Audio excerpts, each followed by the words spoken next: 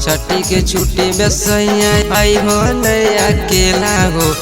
अब हो छठी के छुट्टी में सैया आई हो नहीं अकेला हो। सिमला से तो शिव लेके आइयो हाजिरपुर के केला हो। सिमला से तो शिव लेके आइयो हाजिरपुर के केला हो।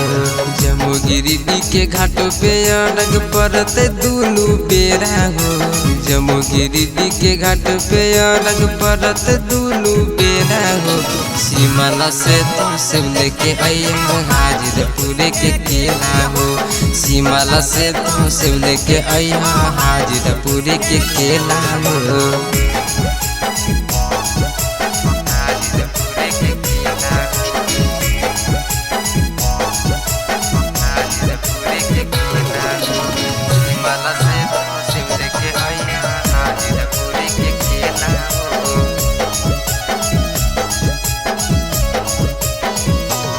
आहो साल भर के बाद आइलो छठ पूजा में घर।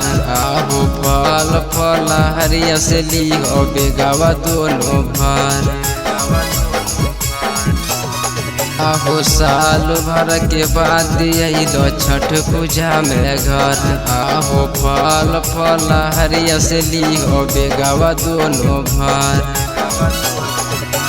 माई खातिर सड़िया लई हो जाके बनारस वाला हो। माई खातिर सड़िया लई हो जाके बनारस वाला हो। पटना से पड़ा काले आइयो झाझा वाला डाला हो। पटना से पड़ा काले आइयो झाझा वाला डाला हो।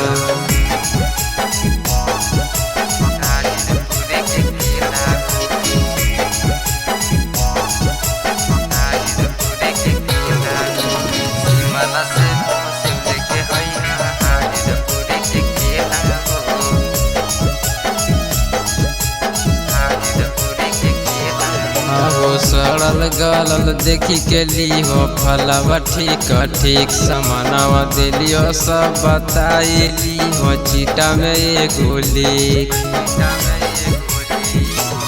आहो सड़ल गलल देखी के लियो फलवा ठीक ठीक समानवा दिलियो सब बताइली हो। चीटा में एगो लिख।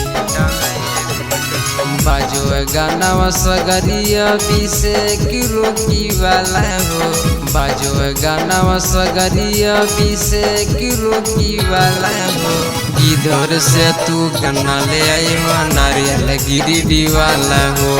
इधर से तू गन्ना ले आई हो नारियल गिरी वाला हो।